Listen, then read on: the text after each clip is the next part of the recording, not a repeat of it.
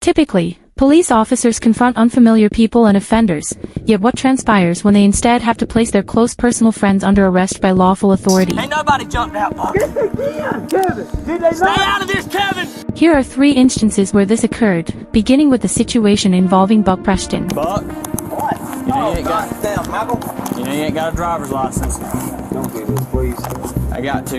Man, goddamn, Michael. Please. I got to. No, listen to me. No. Please, just listen. Sheriff sent me. The sheriff. Sheriff, captain, I mean, they've seen you driving, we gotta get you. One downside of small-town life is that everyone's familiar with one another, including the police.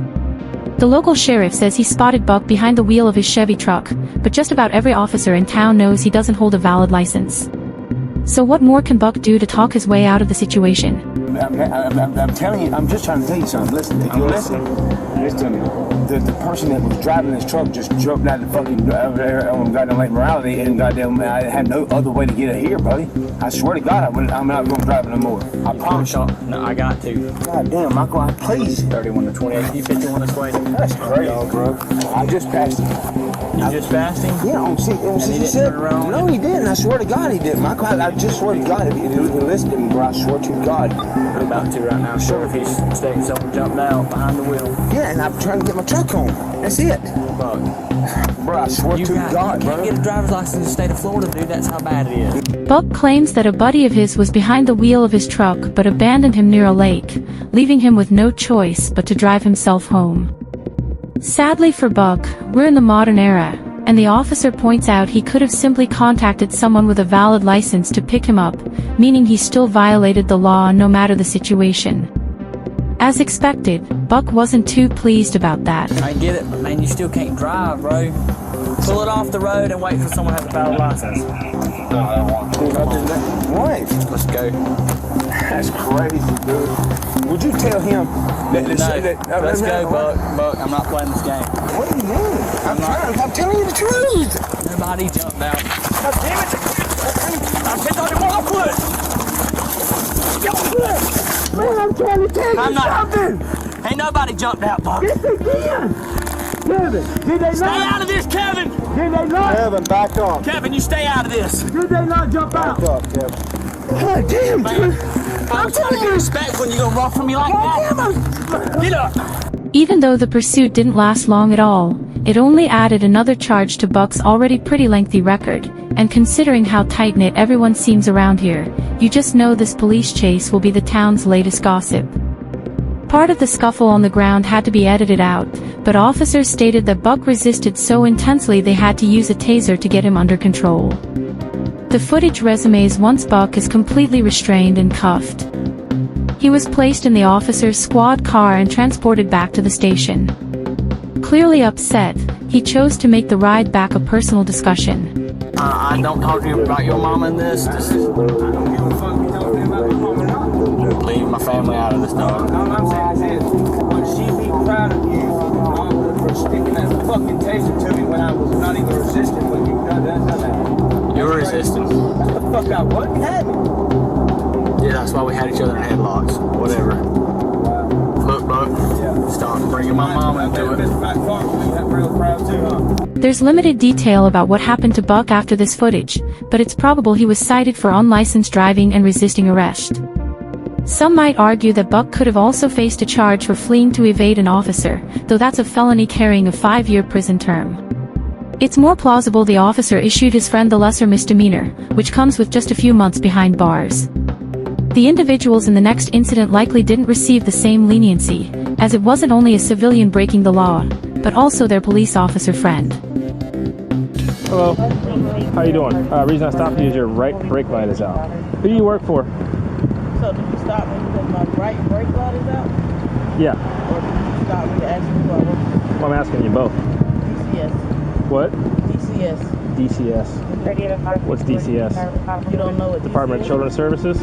As he stated, the suspect named Petra Edgerton was initially stopped due to a faulty brake light, but the officer soon spotted something more, a police badge hanging around Petra's neck. For starters, this officer doesn't recognize the alleged cop, and it's also odd to see a law enforcement officer driving a damaged vehicle. Something doesn't sit right, so the officer chooses to dig Is your deeper. license then? Do you have your badge on you? Like your ID badge? I'm badge for Being a police officer. See, this is what you're asking me all those questions. Right. You're saying to stop me for my right brake light. So, if you're a police officer, you understand what probable cause is, right? So what's the problem with that? Your right brake light's out. My right brake light wasn't out. It followed me out of the gas station. Yeah, it is. It's out right now. The car wasn't even on when it followed me out of the Doesn't gas matter. You're driving with a brake light out on the streets, so it's an equipment violation. I saw it when you were pulling out. At this stage, the brake light problem is the least of the officer's concerns. It's hard to define how an off-duty cop should behave, but something about Petra is raising red flags. She's coming across as defensive, uncooperative, and offering odd, unclear responses to questions any genuine officer would know how to answer. So, it's time to cut the act and get to the bottom of what's really happening here.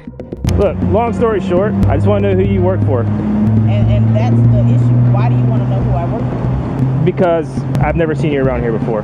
You're not a police officer that works here. You don't know who I am. That's right. You've never seen me. Right. So, are you a police officer or are you not a police officer? So because a black person walks into a store with a badge and a gun, it's an issue. That has nothing to do with you being black. Are you a police officer or you're not a police officer? Not a police officer. You're not a police officer? No. So why would you go into Quick Trip and get free food with your badge and gun? Because I'm an officer. You don't have to be a police officer to go in there. I've been doing it for 3 years. So you're not a certified police officer. It's not probable cause. It's a personal thing. There are plenty of ways for a real officer to confirm their affiliation with a specific agency. For instance, she could provide the name of her department and supervisor, and the officer could verify the information with them. This would only take a few minutes, and any legitimate cop would be aware of that. So, the fact that she's getting defensive instead and making it personal is a major warning sign. It's also apparent that Petra doesn't fully grasp what she actually did wrong. Moments earlier, she was caught on camera inside a store flashing a badge and firearm to the cashier, then leaving with free items. That's not just impersonating an officer, it's also stealing. Now, the officer needs to uncover the full Yeah, story. if you're not a police officer. I did not steal food. I went up to the register, spoke to the guy that works there, and told him I had a drink. So you're presenting yourself as a police officer with your badge and your gun on the side. Okay. Do you understand that? I do understand that. But my issue with you is, you've seen that. You say because you have seen me. So who do you work for? Out of the store. Who do you work for? Who is DCS? How long have you been working? 12 years, 13 years. How do you not know what DCS is? There's, like I said, the Department of Children's Services. What is it? Explain it to me. I don't have to explain myself to you. If you're going to give me a ticket, tell like you. Okay. You see your license? Since he's not getting any useful information from Petra, the officer chooses to contact DCS directly, and his doubts are immediately validated. Who's your supervisor? What does that have to do with my brake light? What it has to do with is you've told me you're a police officer or you're an officer for DCS. I've got DCS on the phone. They say you don't work there. So who's your supervisor? It appears the suspect has at least some knowledge of law enforcement, as she now opts to stay quiet. So, the officer shifts his focus to the vehicle's passenger, who up to this moment hasn't spoken at all. But when he requests her ID, he's met with a major shock. I have one of your employees here, Brandy Green. She was with her friend, Petra Edgerton. Brandy decided that she was going to give Petra her badge and her gun to go into Quick Trip and get some food. So I pulled them over for a broken tail light. Petra was driving. She had the badge on and the gun on. When I pulled them over, she identified herself as a DCS officer and then later admitted to not being a DCS officer. And your employee, Brandy Green, admitted to giving her the gun and the badge to go into Quick Trip to get the free food. After digging just a bit deeper, both Petra and the real officer, Brandy Green, confessed to everything. Following the event, Brandy stepped down from her position at DCS, and Petra is now facing felony charges for impersonating an officer, which could land her up to 5 years behind bars.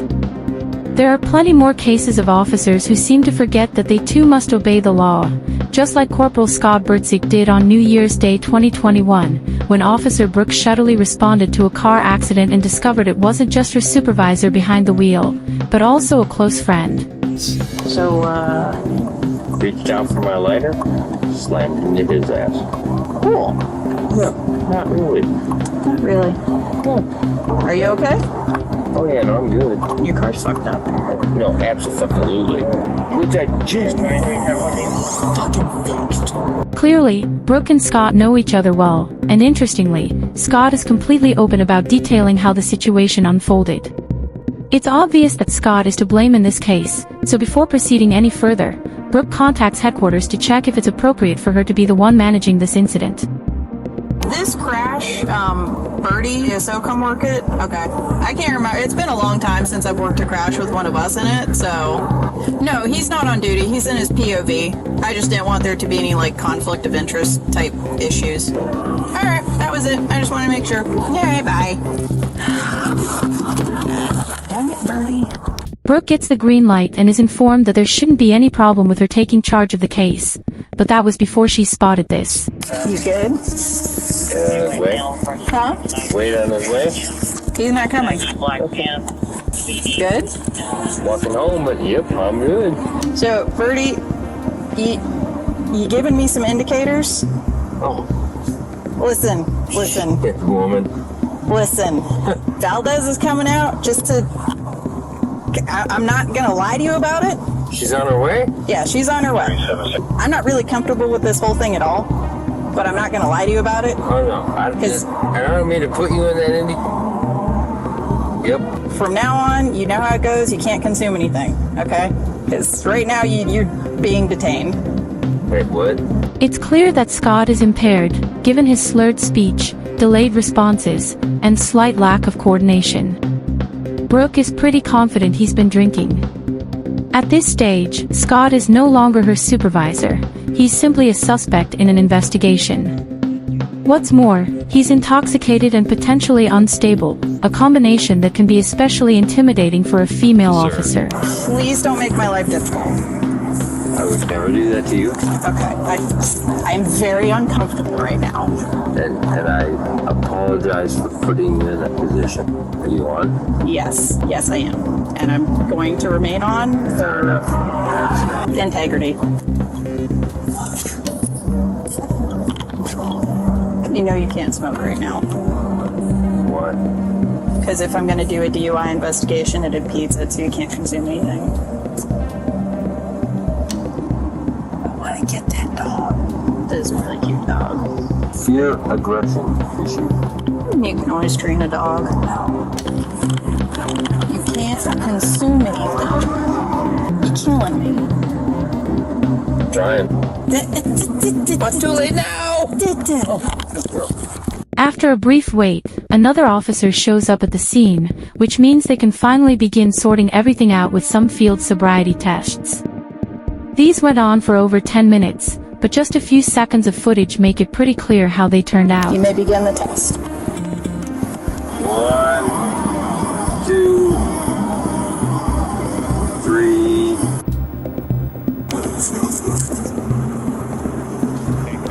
Based on this and the large amount of evidence stacked against him by now, the officers felt confident in concluding that Scott had been drinking that evening and decided it was time to place him in handcuffs, something he was clearly not pleased about.